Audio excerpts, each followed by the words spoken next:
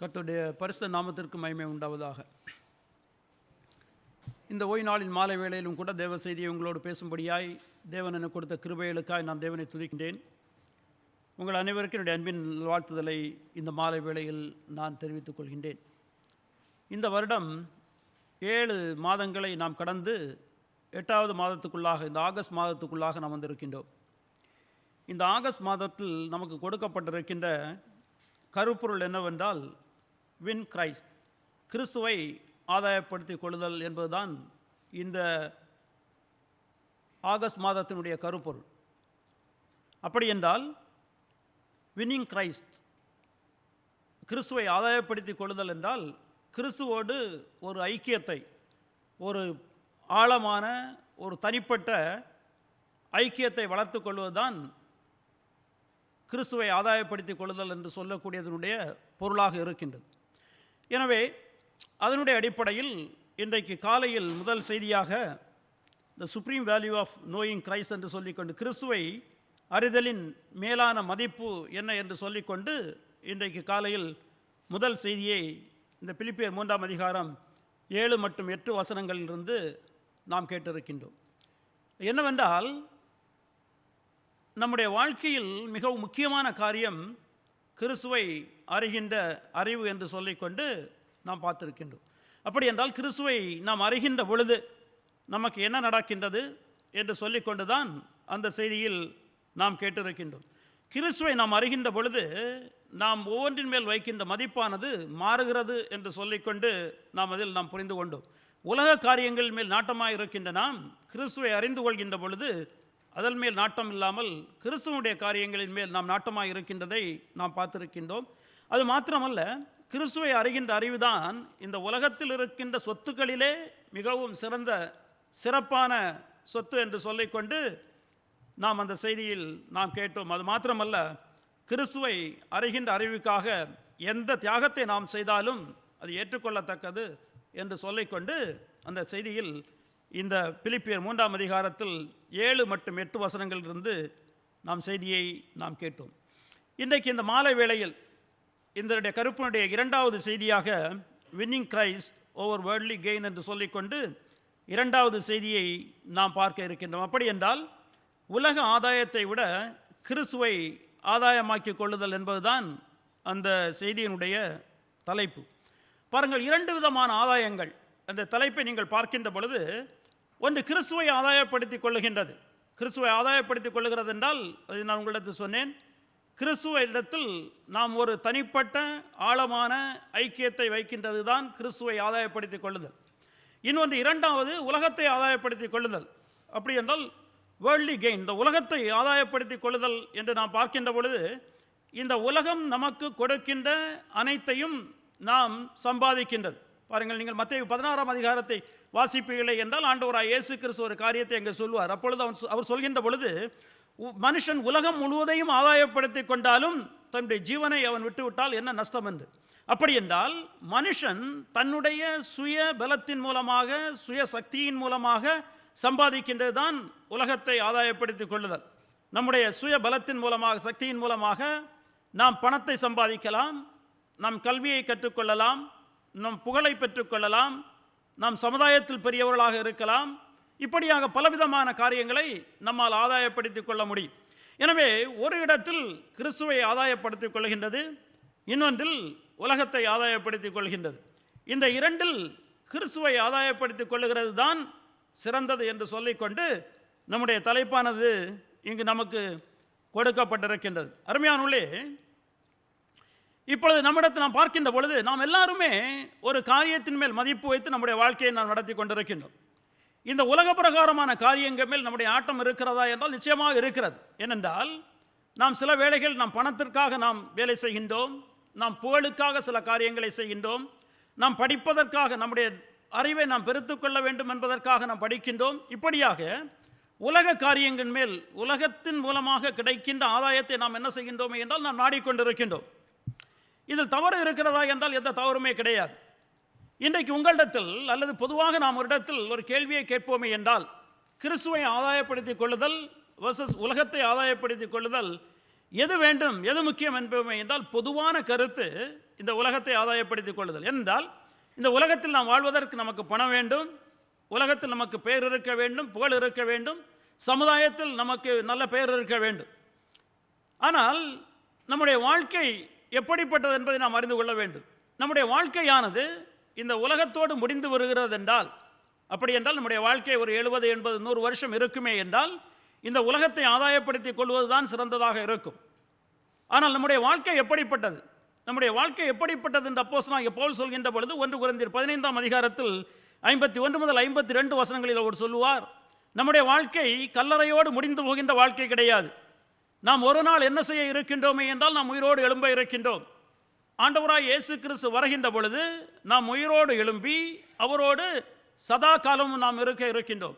எனவே நம்முடைய வாழ்க்கை இந்த உலகத்தோடு முடிந்து போகின்ற வாழ்க்கை கிடையாது. 70, 80 வருஷங்கள் உலகத்தில் வாழ்ந்து முடிவொந்து போகின்ற வாழ்க்கை கிடையாது. நித்தியமான வாழ்க்கையாக இருக்கின்றது. எனவே நித்தியமான வாழ்க்கையாக இருக்கின்றபடியினால் நம்முடைய வாழ்க்கைக்கு எது முக்கியம், what is more important in our life, நம்முடைய வாழ்க்கைக்கு எது சிறந்தது, எது தேவை என்று தான் நாம் பார்க்கின்ற பொழுது கிறிஸ்து என்று சொல்லிக்கொண்டு இந்த தலைப்பில் நாம் கொடுக்கப்பட்டிருப்பதை நாம் பார்க்கிறோம். நாம் வேதத்தில் நாம் பார்க்கின்ற பொழுது கூட மனுஷர்கள் உலக பிரகாரமான காரியங்களை அவர்கள் நாடினதை நம்மால் பார்க்க முடியும். சாலோமன் ராஜாவை நீங்கள் எடுத்துக்கொள்வீர்களே என்றால், சாலோமன் ராஜாவிடத்தில் அவர் தாவீதுக்கு பின்பு இஸ்ரவேலை ஆளுகின்றார். தேவன் அவரிடத்தில் கேட்கின்றார், என்ன வேண்டும் என்று கேட்கின்ற பொழுது சாலோமன் என்ன சொல்வாரே என்றால், இந்த மக்களை ஆள்வதற்கு தனக்கு ஞானம் வேண்டும் என்று சொல்லிக்கொண்டு அவர் கேட்பார். அது உலக பிரகாரமான ஒரு காரியம். பாருங்கள், இதில் எந்த தவறுமே கிடையாது. அது மாத்திரமல்ல, இன்னும் பல இடங்களை நம்ம பார்க்கின்ற பொழுது உலக பிரகாரமான காரியங்களுக்காக மக்கள் தங்களுடைய எனர்ஜியை அவர்கள் செலவு செய்வதை நம்மால் என்ன செய்ய முடியுமே என்றால் நம்மால் பார்க்க முடியும். ஆனால் நம்முடைய வாழ்க்கையை, நித்தியத்தில் இருக்கின்ற வாழ்க்கையை நாம் ஒப்பிட்டு பார்க்கின்ற பொழுது நமக்கு எது சிறந்தது, எது நமக்கு தேவை என்று சொல்லிக்கொண்டு தான் நாம் பார்க்கின்ற பொழுது கிறிஸ்துவை நாம் ஆதாயப்படுத்திக் கொள்ளுதல் தான் சிறந்தது, அதுதான் தேவை என்று சொல்லிக்கொண்டு தான் இந்த பகுதியில் நாம் பார்க்கின்றோம். அப்படி என்றால் ஏன் நமக்கு அது தேவை, அதுதான் இன்றைக்கு நாம் செய்தியில் நம்ம பார்க்க இருக்கின்றோம். ஏன் நாம் கிறிஸ்துவை ஆதாயப்படுத்திக் கொள்ள வேண்டும், ஏன் இந்த உலகத்தை ஆதாயப்படுத்திக் கொண்டால் நமக்கு போதாது என்று சொல்லிக்கொண்டு தான் இன்றைக்கு இந்த செய்தியில் நாம் பார்க்க இருக்கின்றோம். பாருங்கள், இந்த செய்திக்கு நமக்கு ஆதாரமாக கொடுக்கப்பட்டிருக்கின்ற வசனம் தான் பிலிப்பியர் 3ஆம் அதிகாரத்தில் 7 முதல் 9 வசனங்கள். இந்த பிலிப்பிய நிருபத்தை அப்போஸ்தலனாகிய பவுல் பிலிப்பி திருச்சபைக்கு அவர் எழுதுகின்றார். அவர் எழுதுவதற்கு ஒரு காரணம் என்னவென்றால், அந்த மக்கள் பலவிதமான கஷ்டங்கள் மூலமாக அவர்கள் கடந்து வருகின்றார்கள். அவர்கள் கஷ்டத்தின் மூலமாக கடந்து வருகின்ற பொழுது அந்த மக்கள் சந்தோஷமாக இருக்க வேண்டும் என்று சொல்லிக்கொண்டு தான் அவர் எழுதுவார். இந்த 3ஆம் அதிகாரத்தினுடைய 1வது வசனத்தை நீங்கள் பார்க்கின்ற பொழுது, மேலும் என் சகோதரரே கிறிஸ்துவுக்குள் சந்தோஷப்படுங்கள். இந்த நிருபத்தை நீங்கள் முழுவதுமாக வாசிப்பீர்களே என்றால் நீங்கள் எப்பொழுதும் சந்தோஷமாக இருங்கள் என்று சொல்லிக்கொண்டு அவர் சொல்வார். ஏனென்றால் இந்த உலகத்தினுடைய பாடுகள் இருக்கின்றன, ஆனால் நம்மிடத்தில் விசுவாசத்தை தொடங்கினவர் அதை முடிக்க வல்லவராயிருக்கின்றார். 1ஆம் அதிகாரம் 5, 6 வசனங்கள் பிலிப்பியரை வாசிப்பீர்கள் என்றால் அவர் சொல்லியிருப்பார். எனவே நம்மிடத்தில் ரட்சிப்பை கொடுத்தவர் நம்மை முடிவு வரையந்தம் பரலோகத்துக்கு எடுத்துச் செல்ல வல்லவராய் இருக்கின்றார். எனவே இந்த உலகத்தினுடைய பாடுகள் நமக்கு ஒரு பெரிய பாடுகள் கிடையாது. எனவே இந்த பாடுகள் மத்தியில் நீங்கள் கடந்து வருகின்ற பொழுது நீங்கள் சந்தோஷமாக இருக்க வேண்டும் என்று சொல்லிக்கொண்டு தான் அவர் என்ன செய்திருப்பாரே என்றால், இந்த மக்களை அவர் உற்சாகப்படுத்தி கொண்டு அவர் இந்த செய்தியை, அவர் இந்த நிருபத்தை அவர்களுக்கு எழுதியிருப்பார். நீங்கள் தொடர்ந்து வாசிப்பீர்களே என்றால் அந்த மக்கள் அவர்கள் தாழ்மை உள்ளவர்களாக இருக்க வேண்டும், அது மாத்திரமல்ல அவர்கள் ஒன்றுபட்டவர்களாக இருக்க வேண்டும், சந்தோஷம் உள்ளவர்களாக, சமாதானம் உள்ளவர்களாக இருக்க வேண்டும் என்று சொல்லிக்கொண்டு அந்த மக்களுக்கு அவர் என்ன செய்திருப்பாரே என்றால் அவர்களை உற்சாகப்படுத்தி தான் இந்த நிருபத்தை அவர் எழுதியிருப்பார். அதில் இப்பொழுது 3வது அதிகாரத்தில் நாம் வருகின்ற பொழுது அந்த திருச்சபையில் ஒரு பிரச்சனை இருக்கின்றது. ஏனென்றால் அங்கு ஒரு கள்ள போதனை வருகின்றது. அந்த கள்ள போதனையை குறித்து தான் ஒரு சில காரியங்களை அவர் சொல்கின்ற பகுதியில் தான் நம்முடைய வசனமானது, நமக்கு கொடுக்கப்பட்ட பகுதியானது இருக்கின்றது. என்ன போதனை? அந்த நாட்களில் நீங்கள் பார்க்கின்ற பொழுது ஆண்டவராய் இயேசு கிறிஸ்து இந்த உலகத்தில் வருவதற்கு முன்பாக இஸ்ரவேல் மக்கள் என்ன செய்கின்றார்கள் என்றால், தேவன் எப்படி அவரை ஆராதிக்க வேண்டும் என்று சொல்லியிருக்கின்றாரோ அப்படி அவர்கள் ஆராதித்து கொண்டிருக்கின்றார்கள். அப்படி என்றால் அவர்கள் விருத்த சேதனம் செய்ய வேண்டும். விருத்த சேதனம் செய்து உடன்படிக்கையுடைய பிள்ளைகளாக அவர்கள் இருக்கின்றவர்கள் தேவனை பலிகள் மூலமாக, ஆண்டவராய் இயேசு கிறிஸ்துவை முன்குறித்த பலிகள் மூலமாக அவர்கள் தேவனை ஆராதிக்கின்றார்கள். இப்பொழுது அந்த பலிகள் யாரை முன்குறித்ததோ அந்த ஆண்டவராய் இயேசு கிறிஸ்து என்ன செய்கின்றாரே என்றால் இந்த உலகத்திற்கு அவர் வருகின்றார். அதற்கு பின்பு இந்த பலிகள் தேவையா என்றால் தேவை கிடையாது. விருத்த சேதனம் தேவையா என்றால் தேவை கிடையாது.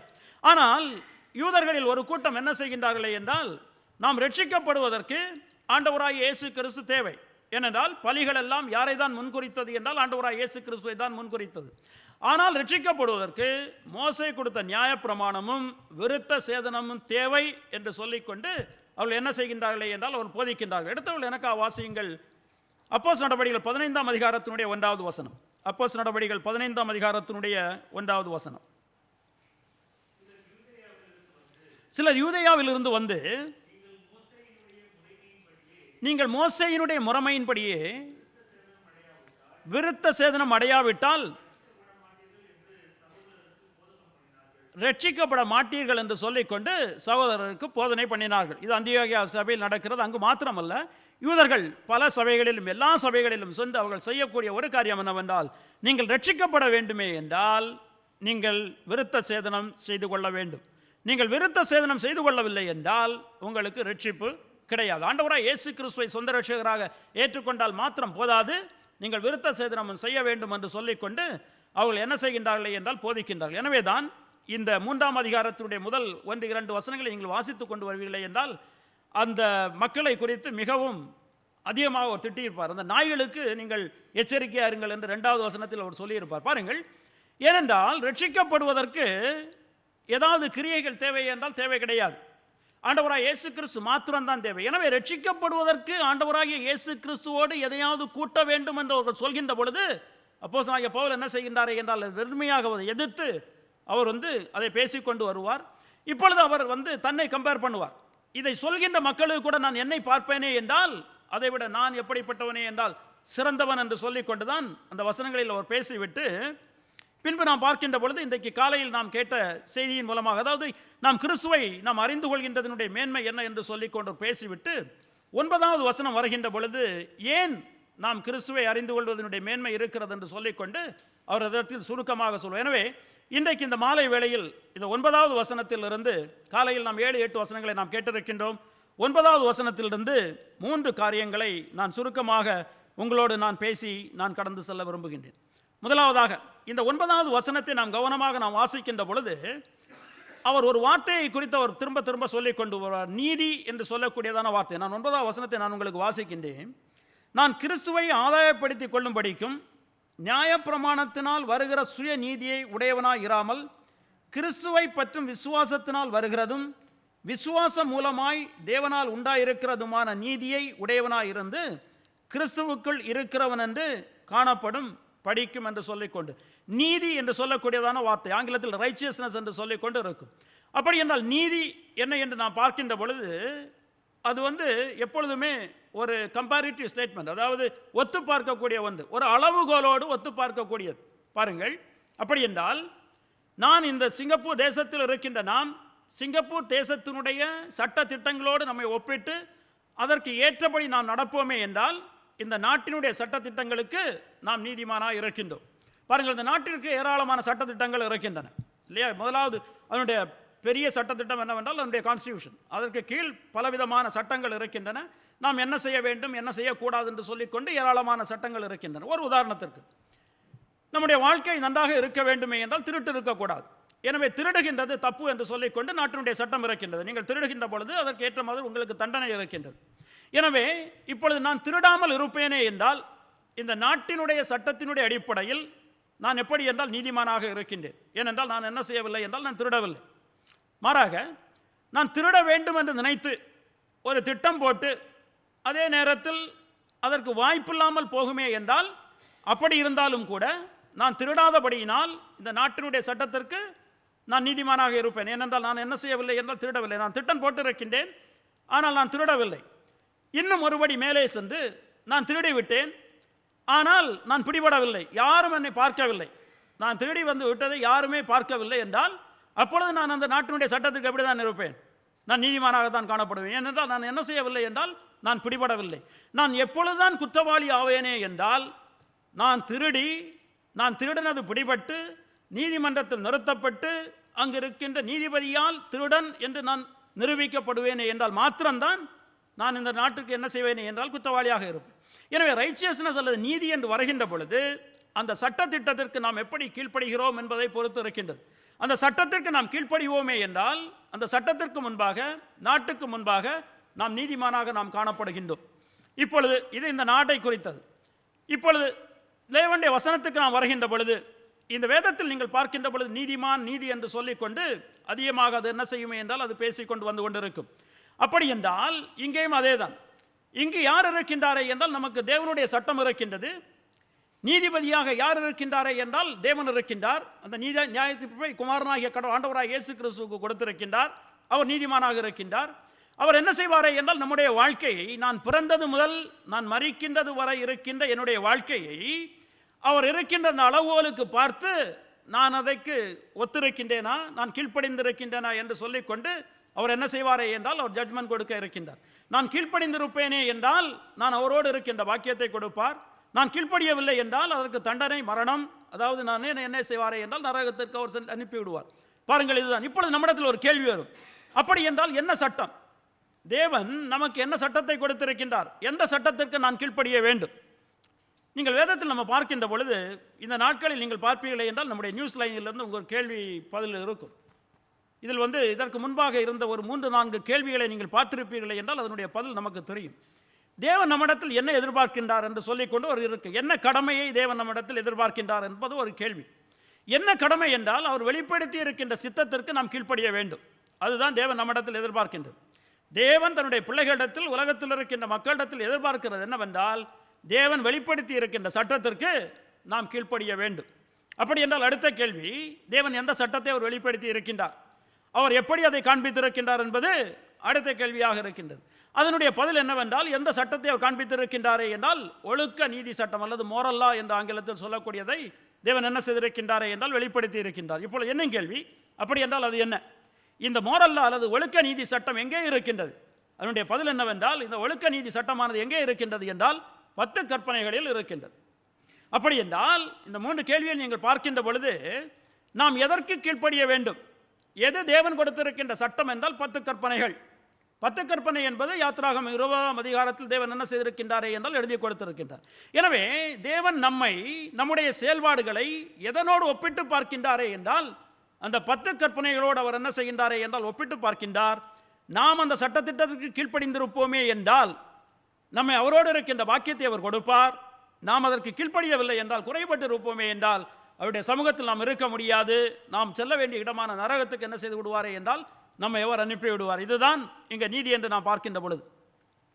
இப்பொழுது யோசித்து பாருங்கள், இந்த நாட்டினுடைய சட்டத்தை குறித்து நான் உங்களிடத்தில் சொன்னேன். ஆனால் தேவனுடைய சட்டத்தை குறித்து 10 கற்பனை நமக்கு தெரியும். யாத்திராகமம் 20ஆம் அதிகாரத்தில் இருக்கின்றது. இப்பொழுது அங்கு இருக்கின்ற நீதிபதி யார் என்றால் ஆண்டவராகிய இயேசு கிறிஸ்து. இந்த உலகத்தில் இருக்கின்ற நீதிபதிகளுக்கு என்னுடைய இதயத்தில் என்ன இருக்கும் என்பது அவர்களுக்கு தெரியாது. அவர்கள் என்ன வேண்டும் என்றால் அவர்கள் இருக்கின்ற தடயங்களை வைத்துக்கொண்டு, எவிடன்ஸை வைத்துக்கொண்டு அவர்கள் நியாயம் தீர்ப்பு கொடுப்பார்கள். ஆனால் இங்கு நமக்கு இருக்கின்ற நீதிபதி நம்முடைய இருதயத்தில் என்ன இருக்கிறது என்பதும் தெரியும். உங்களுடைய வாயில் சொல் புறவாததற்கு முன்பே என்ன பேசுவீர்கள் என்பதும் தெரியும்.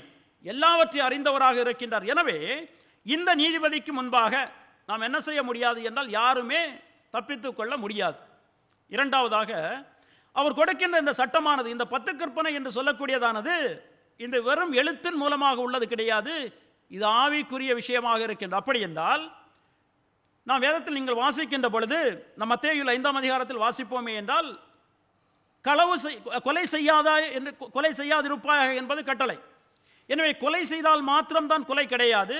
அதனுடைய ஆவிக்குரிய விஷயமாக இருக்கின்ற கொலைக்கு காரணமான கோபம் என்னிடத்தில் இருக்குமே என்றால், இவனை எப்படியாவது பழிதீர்க்க வேண்டும் என்ற ஒரு கோபம் என்னிடத்தில், ஆதங்கம் என்னிடத்தில் இருக்குமே என்றால் நான் கொலை செய்ததற்கு சமம் என்று சொல்லிக்கொண்டு வேதத்தில் நாம் பார்க்கின்றோம். அதேபோல் விபச்சாரம் செய்யாதிருப்பாயாக என்பது தேவனுடைய கட்டளை. எனவே விபச்சாரம் செய்தால் மாத்திரம் கிடையாது, என்னுடைய இருதயத்தில் விபச்சாரம் செய்ய வேண்டும் என்று நான் நினைப்பேனே என்றால் கூட அதுவே என்ன ஆகிவிடுகிறது என்றால் விபச்சாரத்துக்கு ஈடாகி விடுகிறது என்று சொல்லிக்கொண்டு நாம் வேதத்தில் வாசிக்கிறோம். எனவே தேவனுடைய கற்பனை என்று வருகின்ற பொழுது நம்முடைய செயலிலோ, நம்முடைய பேச்சிலோ, நம்முடைய எண்ணங்களிலோ, நம்முடைய சிந்தனைகளிலோ அது இருக்குமே என்றால் அது தேவனுக்கு விரோதமாக இருக்கின்றது, பாவத்துக்கு உள்ளாகி விடுகிறது என்று சொல்லிக்கொண்டு நாம் வேதத்தில் நாம் வாசிக்கிறோம். நீங்கள் ரோமர் 7ஆம் அதிகாரத்தில் வீட்டுக்கு சென்று வாசித்து பாருங்கள். ஏனென்றால் இன்றைக்கு எல்லா வசனங்களும் நமக்கு வாசிக்க முடியாது. தேவன் கொடுக்கின்ற கட்டளையானது, தேவனுடைய கட்டளையானது நியாயம் உள்ளதாக, நீதி உள்ளதாக இருக்கின்றது.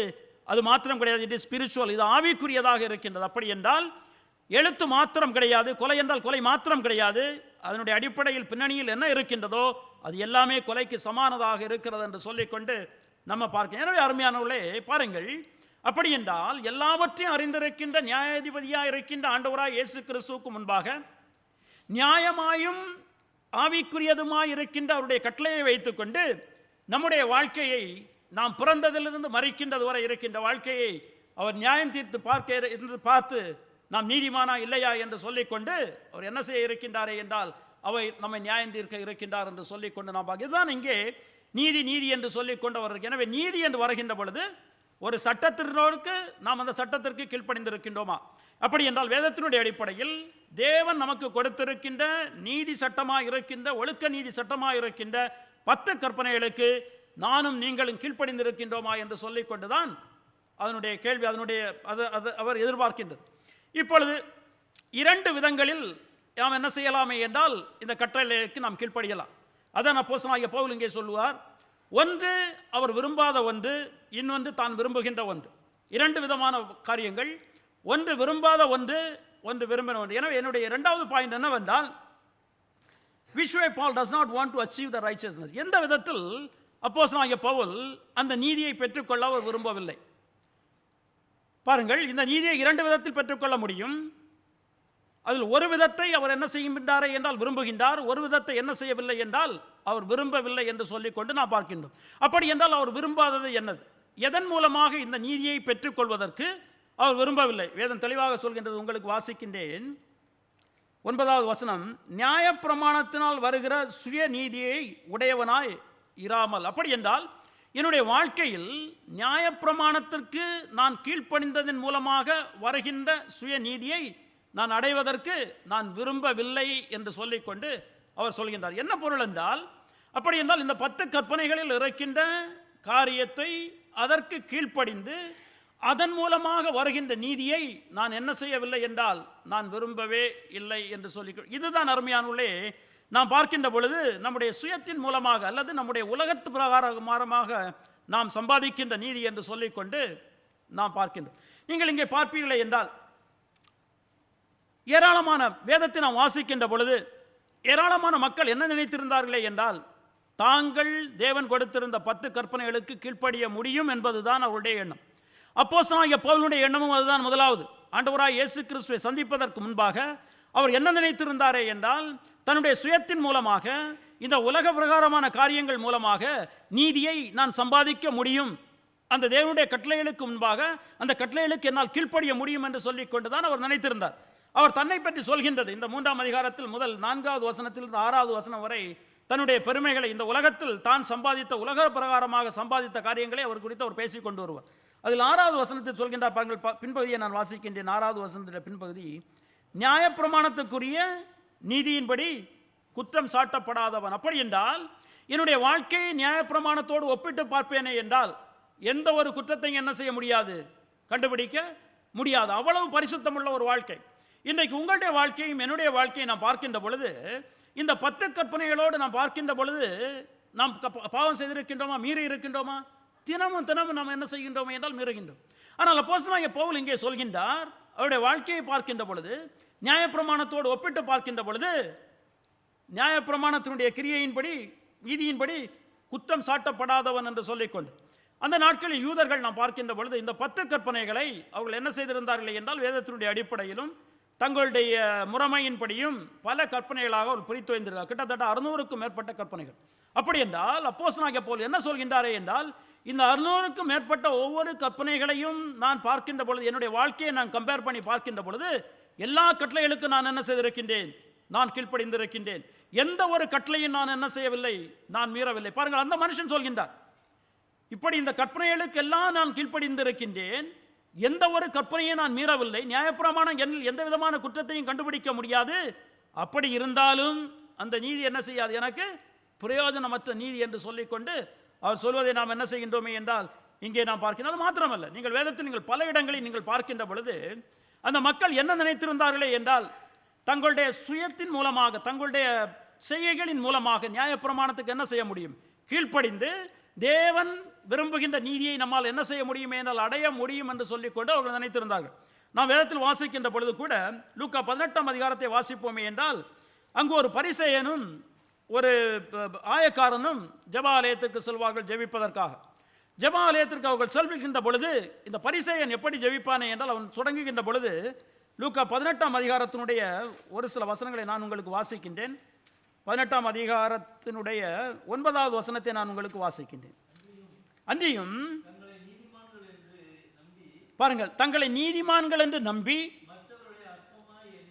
மற்றவர்களை அற்பமாய் எண்ணி சிவபெயரை குறித்து ஒரு ஓமையை சொன்னார். அப்படி என்றால் இந்த பரிசேயர்கள் என்ன நினைத்திருந்தார்களே என்றால் தங்கள் நீதிமான் என்று சொல்லிக்கொண்டு மற்றவர்கள் பாவிகள். நாங்கள் என்ன செய்திருக்கின்றோமே என்றால் தேவன் கொடுத்திருக்கின்ற எல்லா கட்டளைகளையும் நாங்கள் கீழ்ப்படிந்திருக்கின்றோம் என்று சொல்லிவிட்டு அவர் சில காரியங்களை அவர் சொல்கின்ற பொழுது, நான் என்ன செய்திருக்கின்றேன், எல்லாவற்றிலும் நான் வாரத்தில் 2 தரம் உபவாசிக்கின்றேன், என் சம்பாத்தியத்தில் எல்லாம் தசமபாகம் செலுத்தி வருகிறேன், நான் இந்த ஆயக்காரனை போல விபச்சாரக்காரன் கிடையாது, அல்லது நான் அநியாயக்காரன் கிடையாது, நான் எந்த விதமான பாவம் நான் என்ன செய்யவில்லை, நான் செய்யவில்லை. தேவன் கொடுத்திருக்கின்ற 10 கற்பனைகளின்படி நான் எல்லாவற்றையும் நான் என்ன செய்திருக்கின்றேன் என்றால் நான் செய்திருக்கின்றேன். ஆனால் இந்த இந்த ஆயக்காரன் என்ன செய்வான் என்றால் அவன் செய்யவில்லை என்று சொல்லிக்கொண்டு, ஏனென்றால் அந்த நாட்களில் ஏராளமான மக்கள் என்ன நினைத்திருந்தார்களே என்றால் தேவன் கொடுத்திருந்த கற்பனைகளுக்கு நாம் என்ன செய்ய முடியும் என்றால் கீழ்ப்படிந்து அதன் மூலமாக தேவனுக்கு முன்பாக நாம் நீதிமானாக இருக்க முடியும் என்று சொல்லிக்கொண்டுதான் அவர்கள் நினைத்திருந்தார்கள். இது மாத்திரம் கிடையாது. நாம் என்ன வாசிக்கின்ற பொழுது இந்த லூக்கா 18ஆம் அதிகாரத்திலே 18வது வசனம் முதல் நீங்கள் வாசிக்கின்ற பொழுது அங்கு ஒரு மனுஷன் நான் நித்திய ஜீவனை அடைந்து கொள்வதற்கு என்ன செய்ய வேண்டும் என்று சொல்லிக்கொண்டு அவன் கேட்பான்.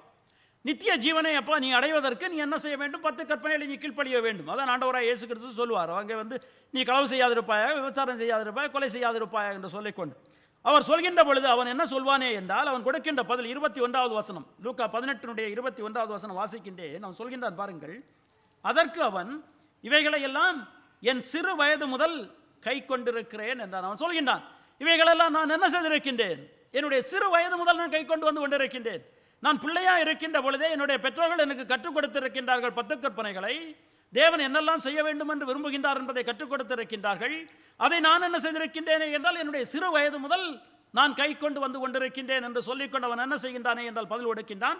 அதற்கு ஆண்டவராக இயேசு கிறிஸ்து ஒரு பதில் கொடுப்பார். என்ன, அது உங்களுக்கு நன்றாகவே தெரியும். என்ன சொல்லுகின்றாரே என்றால், அப்போ அந்த கற்பனைகள் என்ன என்பது உனக்கு தெரியாது. நீ இது வெளியரங்கமாக இருக்கின்ற நீ செய்து கொண்டு அப்படி கிடையாது. கற்பனையானது ஜீவனுள்ளதாக இருக்கின்றது, அது மாத்திரமல்ல அது ஆவிக்குரியதாக இருக்கிறது என்று சொல்லிக்கொண்டு அவர் அங்கு சொல்லியிருப்பதை நம்மால் பார்க்க. எனவே அருமையானவர்களே, நீங்கள் வேதத்தில் நாம் வாசிக்கின்ற பொழுது பல மக்கள் அந்த நாட்களில் என்ன நினைத்திருந்தார்களே என்றால் உலக பிரகாரமான காரியங்கள் மூலமாக தங்களுடைய சுய பலத்தின் மூலமாக தாங்கள் என்ன செய்ய முடியுமே என்றால் தேவனுடைய நியாயப்பிரமாணத்துக்கு கீழ்ப்படிய முடியும் என்று சொல்லிக்கொண்டு அவர்கள் நினைத்திருந்தார்கள். நாம் வாசிக்கின்ற பொழுது கூட இஸ்ரவேல் மக்களும் என்ன நினைத்திருந்தார்களே என்றால் அதான் நினைத்திருக்கிறார்கள். ரோமருக்கு எழுதிய நிருபத்தை நாம் வாசிப்போமே என்றால் 9ஆம் அதிகாரத்தை நாம் வாசிக்கின்ற பொழுது உங்களுக்கு 2 வசனங்களை நான் வாசிக்கின்றேன். ரோமர் 9 30 முதல் 32 வசனங்களை நான் உங்களுக்கு வாசிக்கின்றேன். கவனமாக கேளுங்கள். 31 32 வாசிக்கின்றேன். பாருங்கள், நீதி பிரமாணத்தை தேடின இஸ்ரவேலரோ நீதி பிரமாணத்தை அடையவில்லை. என்னத்தினால் என்றால் அவர்கள் விசுவாசத்தினாலே அதை தேடாமல் நியாயப்பிரமாணத்தின் கிரியைகளினாலே தேடினபடியால் அதை அடையவில்லை என்று சொல்லிக்கொண்டு நான் வாசிக்கிறேன். ஏனென்றால் அவர்கள் எப்படி தேடினார்கள், தேவனுக்கு முன்பாக நீதிமானாக இருக்க வேண்டும் என்று சொல்லிக்கொண்டு எப்படி தேடினார்களே என்றால் தாங்கள் நியாயப்பிரமாணத்துக்கு கீழ்ப்படிய முடியும் என்று சொல்லிக்கொண்டு அந்த நியாயப்பிரமாணத்தினுடைய ஒவ்வொரு கிரியைகளையும் அவர்கள் என்ன செய்கின்றார்களே என்றால் அவர்கள் செய்கின்றார்கள். எனவே தங்களுடைய சொந்த பலத்தின் மூலமாக தங்களுடைய சொந்த சித்தத்தின் மூலமாக செயல்பாடுகளின் மூலமாக தேவனுக்கு முன்பாக நீதிமானாக இருக்க முடியும் என்று சொல்லிக்கொண்டுதான் அவர்கள் என்ன செய்தார்களே என்றால் அவர்கள் தேடினார்கள் என்று சொல்லிக்கொண்டு நாம் வாசிக்கின்றோம். ஆனால் வேதம் தெளிவாக சொல்கின்றது அருமையானவர்களே, நியாயப்பிரமாணத்தினுடைய கிரியைகள் மூலமாக தேவனுக்கு முன்பாக ஒருவனும் நீதிமானாவது கிடையாது என்று சொல்லிக்கொண்டு எடுத்தவர்கள் எனக்கா வாசியுங்கள். கலாத்தியர் 2ஆம் அதிகாரத்தினுடைய 16வது வசனம். கலாத்தியர் 2ஆம் அதிகாரத்தினுடைய 16வது வசனம்.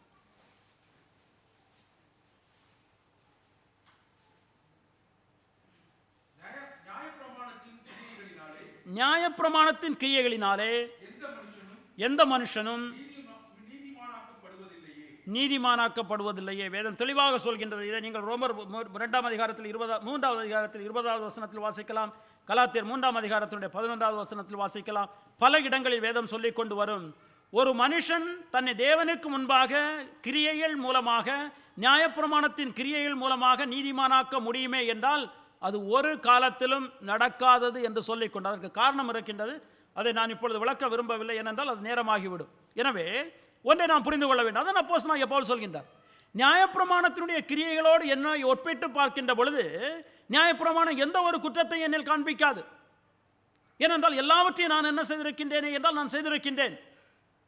ஆனால் நான் அந்த நீதியை நான் என்ன செய்யவில்லை, நான் விரும்பவில்லை. ஏனென்றால் அந்த நீதி உண்மையான நீதியே கிடையாது. அந்த நீதி தேவனுக்கு முன்பாக எப்படி இருக்கிறது என்றால் வேதம் சொல்கின்றது, அழுக்கான கந்தை போல இருக்கின்றது என்று சொல்லிக்கொண்டு, அருமையானவர்களே, இந்த உலகத்தில் மெஜாரிட்டி மக்கள் இருக்கின்ற மக்கள் தொகையில் மெஜாரிட்டி மக்கள் நினைத்து கொண்டிருக்கிறது என்னவென்றால், நாம் தேவனுக்கு முன்பாக நம்முடைய சொந்த கிரியைகள் மூலமாக, சொந்த பலத்தின் மூலமாக, உலக பிரகாரமாக நாம் சம்பாதிக்கின்ற சொந்த நீதியின் மூலமாக தேவனுக்கு முன்பாக நாம் நீதிமானாக இருக்க முடியும் என்று சொல்லிக்கொண்டு ஏராளமான மக்கள் நினைத்து கொண்டிருக்கின்றார்கள். அவர்கள் என்ன நினைக்கின்றார்கள் என்றால், தேவன் என்ன செய்ய இருக்கின்றார், நம்முடைய நல்ல காரியங்களையும் கெட்ட காரியங்களையும் அவர் வெய் பண்ணி பார்க்க இருக்கின்றார். என்னுடைய நல்ல காரியம் அதிகமாக இருக்குமே என்றால் அவர் என்னை பரலோகத்துக்கு அனுமதிப்பார். என்னுடைய கெட்ட காரியங்கள் அதிகமாக இருக்குமே என்றால் என்னை அவர் என்ன செய்வாரே என்றால் நரகத்துக்கு அவர் தள்ளிவிடுவார் என்று சொல்லிக்கொண்டு இன்றைக்கு உலகத்தில் ஏராளமான மக்கள் என்ன செய்கின்றார்கள் என்றால் அதை தான் நினைத்து கொண்டிருக்கின்றார்கள், அதுதான் செய்து கொண்டிருக்கின்றார்கள். அருமையானவர்களே, ஆனால் வேதம் சொல்கின்றது, தேவன் நறுத்து தான் பார்க்க இருக்கின்றார். உங்களுடைய நல்ல காரியங்களையும் நம்முடைய கெட்ட காரியங்களையும் நிறுப்பது கிடையாது. அவர் எதனுடைய அடிப்படையில் நிறுக்க இருக்கின்றாரே என்றால் அவருடைய நியாயப்பிரமாணத்துக்கு முழுமையாக நாம் கீழ்ப்படிந்திருக்கின்றோமா என்பதனுடைய அடிப்படையில் தான் என்ன செய்ய இருக்கின்றாரே என்றால் அவர் நியாயம் தீர்க்க இருக்கின்றார் என்று சொல்லிக்கொண்டு நாம் புரிந்து கொள்ள வேண்டும். நம்மிடத்தில் கேள்வி வரலாம் சில நேரங்களில், இந்த உலகத்தில் எத்தனையோ மக்கள், நல்ல மக்கள் இருக்கின்றார்கள். எந்த பாவமும் நம்முடைய பார்வையில் எந்த பாவமும் செய்யாமல் உலகத்தை சம்பாதித்த வேர்ல்டி கெயின் என்று சொல்லக்கூடிய உலகத்தை சம்பாதித்து நல்ல பெயரை சம்பாதித்திருக்க மக்கள் எத்தனையோ பேர் இருக்கின்றார்கள். எத்தனையோ பேர் இந்த சமுதாயத்திற்கு என்று சொல்லிக்கொண்டு எவ்வளோ மில்லியன் கணக்கான வெள்ளியை கொடுத்திருக்கின்றார்கள் மக்கள் நன்றாக இருக்க வேண்டும் என்று சொல்லிக்கொண்டு. இவைகளெல்லாம் நல்ல காரியங்கள் கிடையாதா? இவைகளெல்லாம் தேவனுக்கு முன்பாக அவர்கள் நீதிமான்களாக காண்பிக்காதா என்று சொல்லிக்கொண்டு காண்பிக்காத அருமையானவர்களே, நம்முடைய அவர்கள் செய்ய வேண்டும் என்றால் அவர்கள் செய்ய வேண்டும், நிச்சயமாக செய்ய வேண்டும், மனுக்குலத்து உதவியை செய்யத்தான் வேண்டும். ஆனால் தேவனுக்கு முன்பாக இவைகள் நீதிமானாக மனுஷனை காட்டுமே என்றால் காட்டவே காட்டாது. தேவனுக்கு முன்பாக எதுதான் நல்ல காரியமாக இருக்குமே என்றால் அதற்கு சில காரணங்கள் இருக்குன்னு அதை நான் இப்பொழுது சொல்லவில்லை, நான் விட்டு விடுகின்றேன். ஏனென்றால் அதை நான் சொல்வேன், எனக்கு நேரமாகி கொண்டிருக்கின்றது. எனவே ஒன்றை நாம் புரிந்து கொள்ள வேண்டும். மனுஷன் தன்னுடைய சுய பலத்தின் மூலமாக, தன்னுடைய சுய சித்தத்தின் மூலமாக அவன் எவ்வளவுதான் பரிசுத்த வாழ்க்கை வாழ்ந்தாலும் தேவனுடைய நியாயப்பிரமாணத்திற்கு அவன் கீழ்ப்படிய முடியுமே என்றால், அதை முற்றிலுமாக அவனால் சந்திக்க முடியுமே என்றால், மீட் பண்ண முடியுமே என்றால் அவனால் முடியாது என்று சொல்லிக்கொண்டு நான் பார்க்க. எனவே தான் அப்போஸ்தலனாகிய பவுல் சொல்கின்றார், இந்த நியாயப்பிரமாணத்தினால் வருகின்ற நீதி எனக்கு என்ன வேண்டாம், எனக்கு தேவையில்லை என்று சொல்லிக்கொண்டு, நான் என்னுடைய வாழ்க்கையில் முதலாவது நினைத்திருந்தேன், இந்த நியாயப்பிரமாணத்துக்கு கீழ்ப்படிவதன் மூலமாக என்னுடைய உலக பிரகாரமான காரியங்கள் மூலமாக என்னிடத்தில் இருக்கின்ற அட்வான்டேஜ் மூலமாக நான் தேவனுக்கு முன்பாக நீதிமானாக இருக்க முடியும் என்று நான் நினைத்திருந்தேன். ஆனால் இப்பொழுது என்ன செய்கின்றாரே என்றால் உணர்ந்து கொண்டார் அது முடியாது என்று சொல்லிக்கொண்டு. எனவே தான் இவைகளெல்லாம் என்ன சொல்வாரே என்றால் குப்பையாக இருக்கிறது என்று சொல்லிக்கொண்டு, நான் இவைகளையெல்லாம் எனக்கு லாபமாக நினைத்திருந்தேனோ அவைகளெல்லாம் எனக்கு எப்படி இருக்கின்றது, குப்பை போல் இருக்கிறது என்று சொல்லிக்கொண்டு அவர் சொல்வார். எனவே நாம் ஒன்றை புரிந்து கொள்ள வேண்டும், நம்மை தேவன் நியாயம் தீர்க்க இருக்கின்றார். அந்த நியாய தீர்ப்பானது என்னுடைய அடிப்படையில் இருக்கின்றது என்றால் 10 கற்பனையுடைய அடிப்படையில் இருக்கின்றது. அந்த 10 கற்பனையை நாம் முழுவதுமாக நாம் அதை மீட் பண்ணி இருக்கின்றோமா என்றதனுடைய அடிப்படையில் தான் அவர் என்ன செய்ய இருக்கின்றாரே என்றால் நம்மை நியாயம் தீர்க்க இருக்கின்றார்.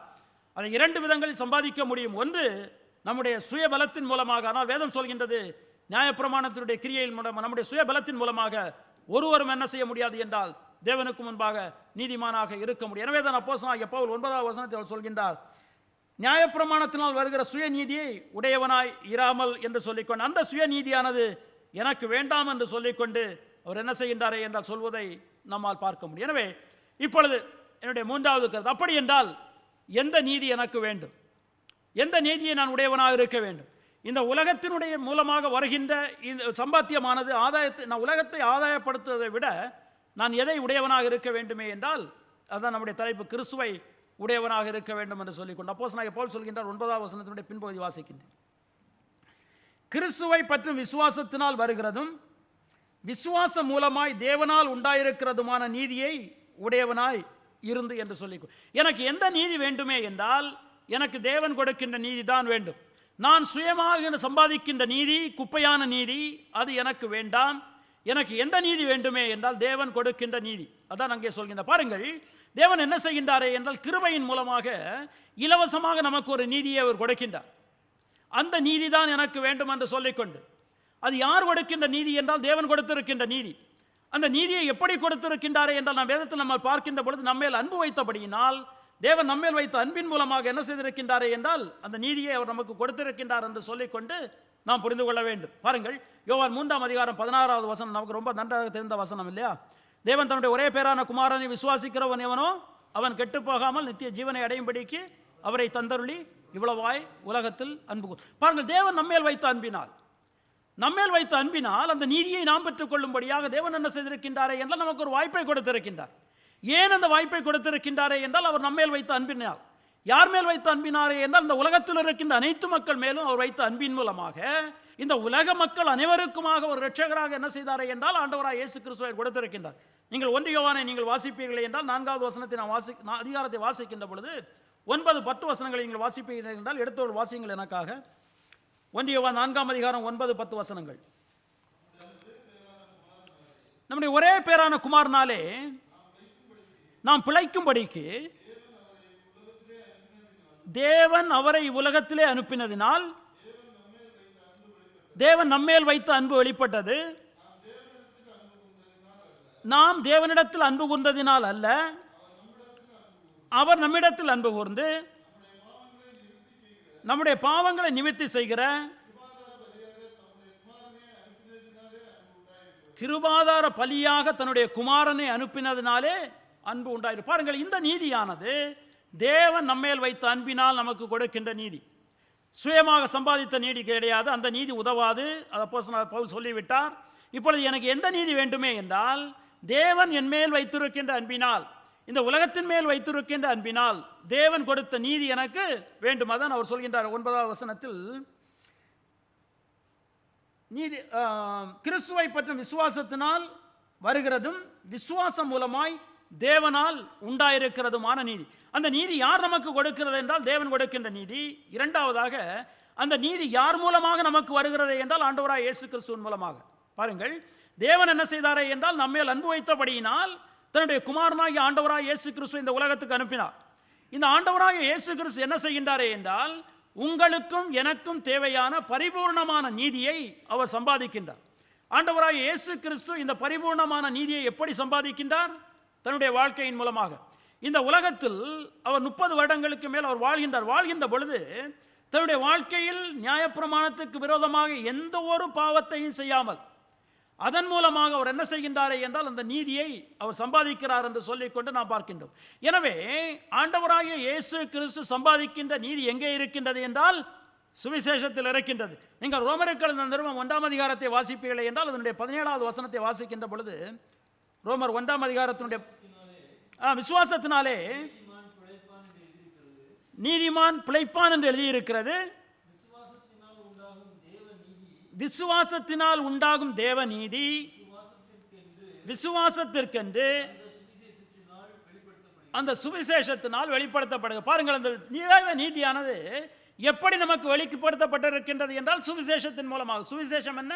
ஆண்டவராய் இயேசு கிறிஸ்து நமக்காக நம்முடைய பாவங்களுக்காக அந்த உலகத்தில் வந்து சிலுவையில் மரித்து அவர் அடக்கம் பண்ணப்பட்டு அவர் 3ஆம் நாளில் உயிரோடு எழும்பி பரலோகத்துக்கு சென்றார். இதுதான் சுவிசேஷம். எனவே இந்த நீதியானது ஆண்டவராகிய இயேசு கிறிஸ்து இந்த உலகத்தில் வந்து வாழ்ந்து அவர் சம்பாதித்த நீதி. அந்த நீதியை யார் நமக்கு இலவசமாக கொடுக்கின்றாரே என்றால் தேவன் நமக்கு இலவசமாக கொடுக்கிறார். அருமையானவர்களே, யோசித்து பாருங்கள். நம்முடைய சுய நீதியின் மூலமாக தேவனுக்கு முன்பாக நீதிமானாக இருக்க முடியுமே என்றால் முடியாது. எனவே தான் அப்போஸ்தலனாகிய பவுல் சொல்ல, அந்த நீதி எனக்கு வேண்டவே வேண்டாம். நியாயப்பிரமாணம் என்னிடத்தில் எந்த குற்றத்தையும் கண்டுபிடிக்க முடியாது. அந்த வாழ்க்கையை நான் வாழ்ந்திருக்கின்றேன். இருந்தாலும் என்னுடைய வாழ்க்கை குப்பை.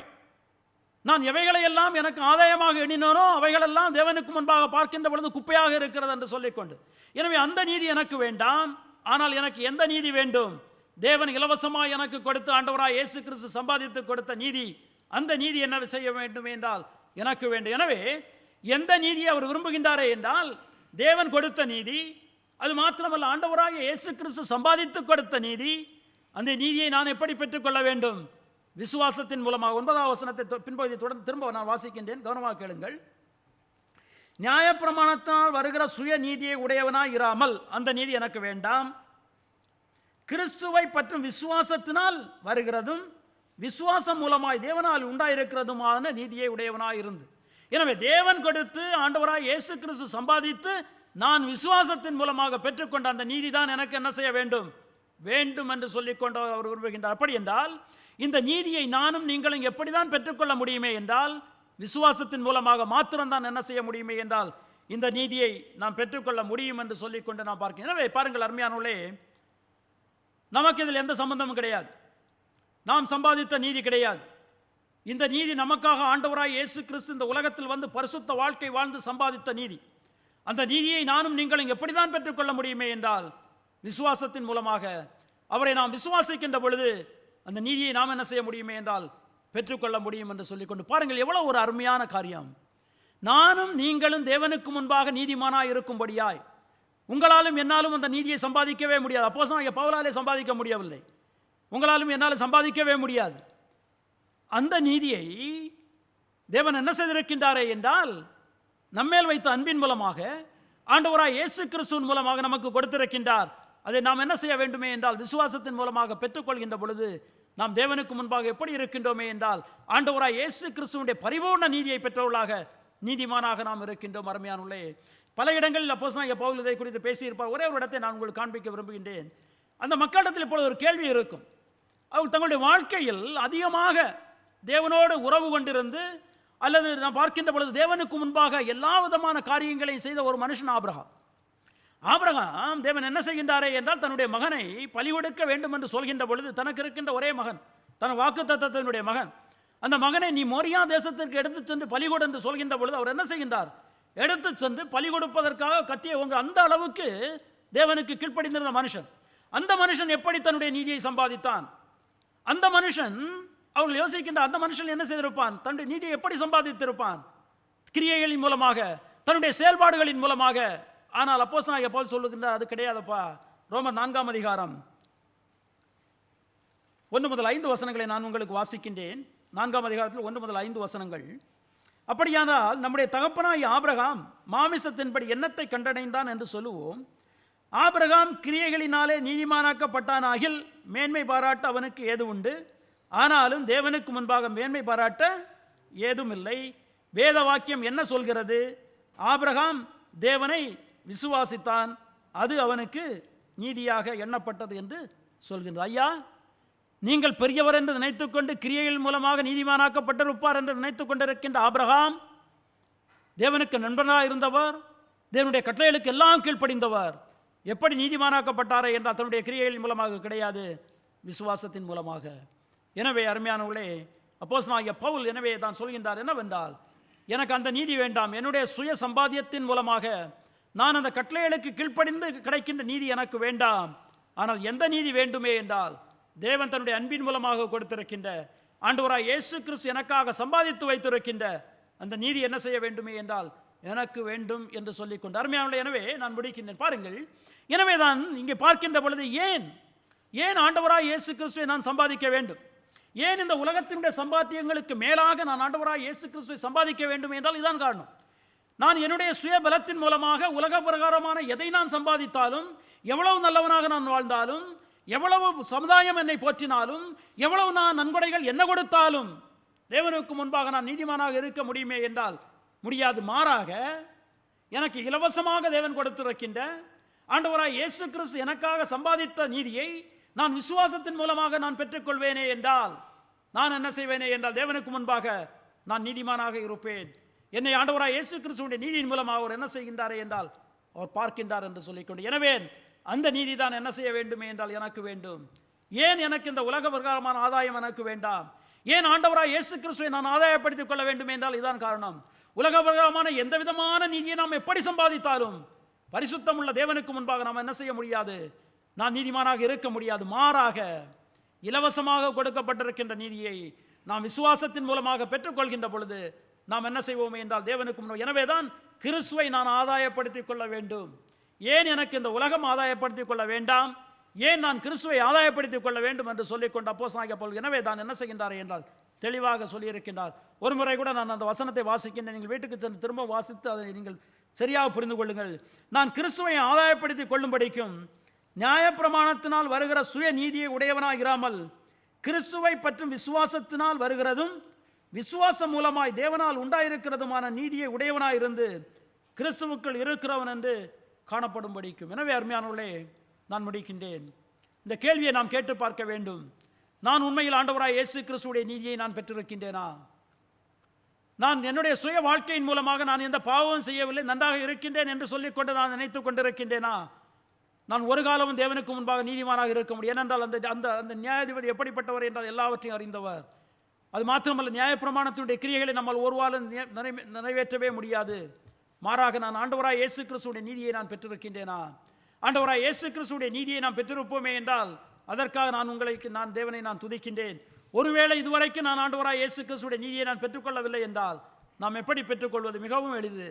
ஆண்டவராய் இயேசு கிறிஸ்துவை நாம் விசுவாசிக்கின்ற பொழுது, தேவன் தன்னுடைய ஒரே பேரான குமாரனை விசுவாசிக்கிறவன் எவனோ அவன் கெட்டு போகாமல் நித்திய ஜீவனை அடையும்படிக்கு அவரை தந்தள்ளி இவ்வளவாய் உலகத்தில் அன்பு கூர்ந்தார். ஆண்டவராய் இயேசு கிறிஸ்துவினுடைய சொந்த ரட்சகராக நான் ஏற்றுக்கொள்கின்ற பொழுது, விசுவாசத்தின் மூலமாக அவரை நான் ஏற்றுக்கொள்கின்ற பொழுது, அவருடைய நீதியை நான் என்ன செய்கின்றேனே என்றால் பெற்று எனக்கு அவர் நீதியை கொடுக்கின்றார். நீதியை கொடுத்து என்ன செய்கின்றாரே என்றால் என்னை தனக்கு முன்பாக நீதிமானாக அவர் நிறுத்துகின்றார் என்று சொல்லிக்கொண்டு நாம் பார்க்கிறோம். எனவே அருமையானவர்களே, இந்த உலக ஆதாயத்தை விட கிறிஸ்துவை ஆதாயப்படுத்திக் கொள்வது மேன்மை என்று சொல்லிக்கொண்டு நாம் புரிந்து கொள்ள வேண்டும்.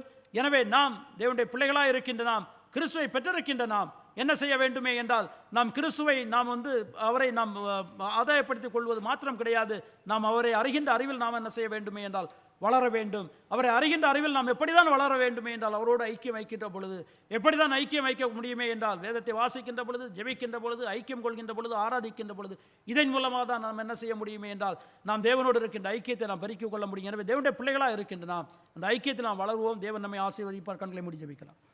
எங்களை நேசிக்க எங்கள் அன்பின் ஆண்டவரே, இந்த அருமையான ஓய்வு நாளின் மாலை வேலைக்காக நாங்கள் உம்மை துதிக்கிறோம் கர்த்தாவே. இந்த நாளிலும் உம்முடைய சமூகத்தில் நாங்கள் உம்மை ஆராதிக்கும்படியாக கொடுத்த கிருபைக்காக நன்றி செலுத்துகிறோம் கர்த்தாவே. அப்போஸ்தலனாகிய பவுல் நியாயப்பிரமாணத்தின் மூலமாக வருகின்ற நீதி எனக்கு வேண்டாம், ஆனால் விசுவாசத்தின் மூலமாக ஆண்டவராய் இயேசு கிறிஸ்து சம்பாதித்து தேவனால் கொடுக்கப்பட்ட நீதி எனக்கு வேண்டும் என்று சொன்ன வண்ணமாக நாங்களும் எங்களுடைய வாழ்க்கையில் ஆண்டவராய் இயேசு கிறிஸ்துவை பற்றி கொண்டு அவரிடத்தில் அனுதினம் வருகின்றவர்களாய், அவரிடத்தில் ஐக்கியம் கொள்கின்றவர்களாய், அவரை அறிகின்றவர்களாய் வாழ்வதற்கு நீதாம் எங்களுக்கு கிருபை கொடுத்து வளர்த்த வேண்டுமாறு ஜெபிக்கிறோம். எங்களே உம்முடைய சமூகத்தில் நாங்கள் தாழ்த்தி ஒப்படைத்து ஜெபிக்கிறோம். மீட்பரின் நாமத்தில் ஜெபிக்கிறோம் எங்கள் அன்பின் பிதாவே, ஆமென்.